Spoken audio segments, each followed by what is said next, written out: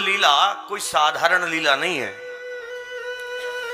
हमें लगता है हमने भगवान का पूजन कर लिया, प्रसाद पा लिया, 56 भोग कर लिए, परिक्रमा लगा ली, तो गोवर्धन पूजा हो गई। ये कोई गोवर्धन पूजा नहीं, केवल हमने मन से एक दुनिया को दिखाने के लिए गोवर्धन पूजा करी। पर वास्तव में गोवर्धन पूजा है क्या, इसमें किसको तो जाने। आपने खूब भाव से 56 भोग लगाया, परिक्रमा की, आरती करी भगवान की, ये तो रही जगत को दिखाने के लिए गोवर्धन लीला। पर परमात्मा को दिखाने के लिए जब गोवर्धन लीला हो तो उसका अर्थ क्या है? ये लीला जगत के लिए नहीं है, ये गोवर्धन लीला परमात्मा को दिखाने के लिए है। गो कहते हैं इंद्रियों को और वर्धन कहते हैं भार को। जब तक हम अपनी इंद्रियों के भार को परमात्मा को सौंपेंगे नहीं, तब तक गोवर्धन लीला हमारे जीवन में नहीं होने वाली है। अब इंद्रियां क्या हैं? इंद्रियों के तो बहुत सारे काम हैं। जैसे उदाहरण से समझे गोपियां, हम गोपियों को बड़ा साधारण समझते हैं। गोपियां साधारण नहीं है।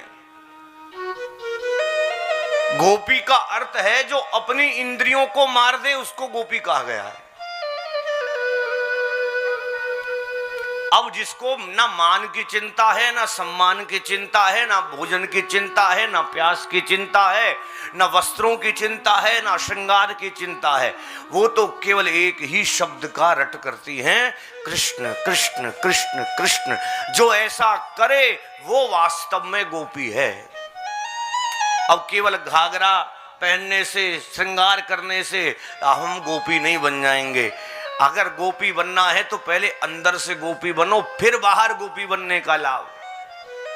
बाहर से तो बन जाओगे पर अंदर से बनना बड़ा मुश्किल।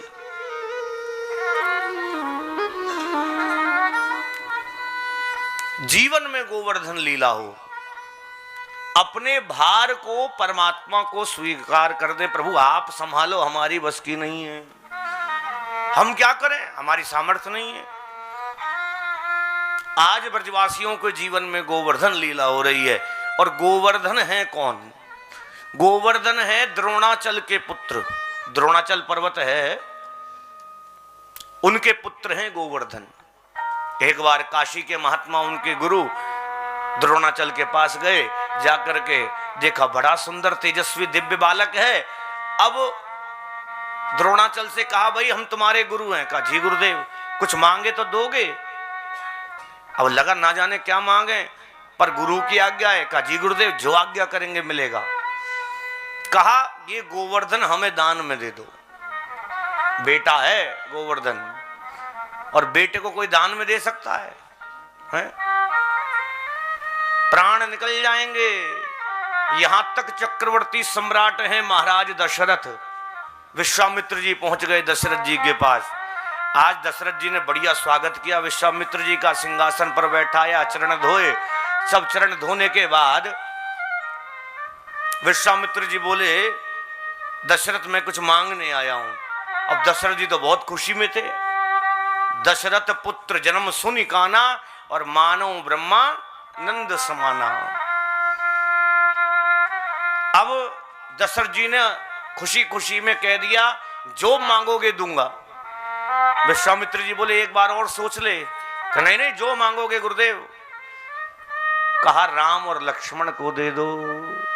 इतना सुना तो गुस्सा हो गए। कहा गुरुदेव आपसे कह दिया कुछ भी दूंगा, इसका मतलब ये थोड़ी आप कुछ भी मांग लें। मांगो भूमि धेनु धन कोसा, सर्वस्व देऊं आज सहरोषा। आप कुछ भी मांगे, भूमि मांगे, धन मांगे, राज्य मांगे, सब दे सकता हूं, परंतु राम देत नहीं बनहि गोसाई। मैं राम को नहीं दे सकता हूं। बेटा देने की वस्तु नहीं है, परंतु गुरु की आज्ञा, बेटे को दे दिया। गोवर्धन की जाने की इच्छा नहीं थी। कहा गुरुदेव आप ले तो जा रहे हैं, पर मेरी भी एक शर्त है। आप मुझे एक बार जहां रख दोगे मैं वहीं स्थापित हो जाऊंगा, वहीं स्थापित हो जाऊंगा। ठीक है, लेकर के चलने लगे। हाथ पर गोवर्धन को बिठाया, लेकर के जा रहे हैं। रास्ते में देखा ये तो वही स्थान है जहां कन्हैया जी की लीला हुई। वृंदावन के ऊपर से गुजर रहे थे। अब गोवर्धन ने अपना वजन बढ़ाया। महात्मा जी थक गए, बोले देख मैं थक गया हूं, थोड़ी देर विश्राम करके फिर चलता हूं। कहा जी गुरुदेव। अब गोवर्धन को स्थापित कर दिया। अब जैसे स्थापित किया, थोड़ी देर बाद गुरुदेव आए, बोले चलो भाई। कहा गुरुदेव क्षमा करें, वचन लिया था, आप भूल गए हैं। मैं एक बार जहां स्थापित हो जाऊंगा फिर वहां से उठने वाला नहीं हूं। गुरुदेव ने श्राप दिया, तूने मेरे साथ छल किया है, इसलिए तो दिन प्रतिदिन तिल मात्र घटता रहेगा।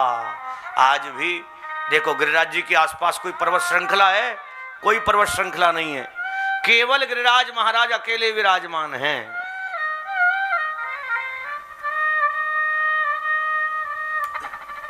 और गोवर्धन लीला जो है कितने दिन तक चली? 7 दिन तक। तो समझे 7 का महत्व क्या है। भगवान ने गोवर्धन कितने वर्ष की अवस्था में उठाया? 7 वर्ष की आयु में है? कितने दिन तक उठा करके रखा? 7 दिन तक। कथा क्या समझाना चाहती है? हम अपने जीवन का सर्वस्व भार भगवान पर सौंप दें। ये 7 दिन का महत्व क्या है? ये 8वां दिन किसी के जीवन में है ही नहीं। ये 7 दिन की ही तो लीला है। भगवान गोवर्धन लीला से ब्रजवासियों के अभिमान का मान मर्दन करना चाहते हैं। ब्रजवासियों को अभिमान है कि हम उठाए हैं, पर ब्रजवासी तो उठाए नहीं, भगवान ने उठाया है। इस बात के लिए ही गोवर्धन लीला होती है। और गिरिराज महाराज हैं कैसे, अब सुने, बड़ी सुंदर। पहले मैं बता चुका हूं, भगवान के दर्शन के लिए कौन से नेत्र? हृदय के नेत्र चाहिए। उग्र ही विमल विलोचन ही है के। अब गिरिराज महाराज की दिव्य छटा कैसी है? हमारे यहां तो गाया भी जाता है, छटा तेरी 3 लोक ते न्यारी है गोवर्धन महाराज। क्यों? ऐसे ऐसे मणि और रत्न लगे हुए हैं जिनको, एक बार की बात, सूरदास जी महाराज वृंदावन थे। मैं बताना चाहता हूं भगवान के इस दिव्य रूप का दर्शन कैसे होगा। सूरदास जी महाराज वृंदावन थे, पता लगा कि बड़े अच्छे अच्छे पद गाते हैं। बुलाया, सूरदास जी बोले देखो तुम शहंशाह होंगे दुनिया के लिए, पर हमारा शहंशाह तो एक है, उसके लिए गाते हैं, किसी की बड़ाई में नहीं गाते हैं। कहा चलो कोई बात नहीं, उन्हीं के लिए गाओ। पद गाए तो बड़ा प्रसन्न हुआ अकबर। अब महाराज वृंदावन में रहते थे, पद सुनने वृंदावन आता था अकबर। एक दिन प्रसन्न होकर के बोला, गुरुदेव जो आज्ञा हो वही करूंगा, बताइए क्या चाहिए आपको। स्वामी जी को पता लगा ये अभिमान में बोल रहा है। तो केशी घाट जो है वृंदावन का, उस समय घाट का एक कोना टूटा हुआ था। सूरदास जी बोले राजन ऐसा करो, इस घाट के कोने को बनवा दो। राजा बोला इतनी सी बात गुरुदेव, अरे मैं इतना बड़ा सम्राट हूं, भारत का राजा हूं, क्या ये घाट बनवा रहे हो? कुछ बड़ा मांग लेते। चले गए। रात को जब अकबर सोया तो स्वप्न में क्या देख रहा है? जिस कोने को सूरदास जी ने बनाने के लिए बोला है, उसमें ऐसे ऐसे रत्न और मणि लगी हैं जो उसके खजाने में भी नहीं है। जाकर के सीधा चरणों में गिर पड़ा, गुरुदेव मेरी बनवाने की सामर्थ्य नहीं है, मेरी औकात नहीं है। तो जब परमात्मा का दर्शन होगा तो इन आंखों से नहीं होगा, वो हृदय की आंखों से होगा। मोरन की पुंज, कुंजन की पुंज जहां, मोरन की गुंज जहां, कुंज गलियां हैं, कुंजन की पुंज जहां, मोरन की गुंज जहां, भीड़ जहां होत मृगवानर समाज की। तरह तरह के जीव जंतु सब गिरिराज महाराज पर विचरण करते हैं। देख देख ललचा में जन्म ब्रज माही पामे। देवताओं को ये ब्रजरज, हमारे देवता लोग बड़े जलते हैं। क्यों?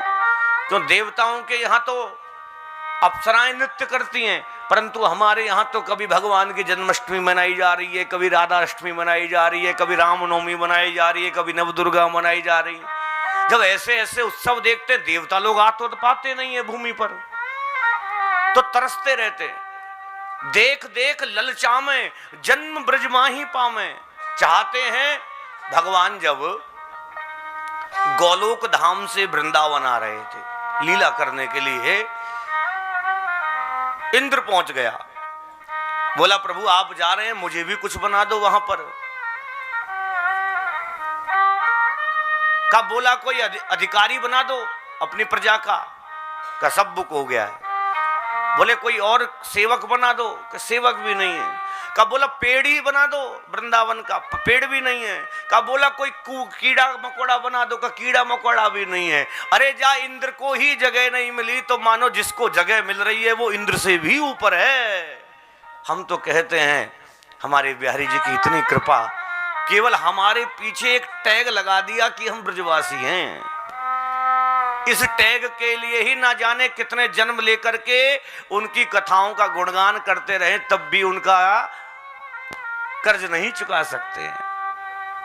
देख देख ललचामें जन्म ब्रज माही पामें, रज अंग अंग में लगामें नित्य गिरिराज की। नंदजू जो आए मन चाहे फल पाए।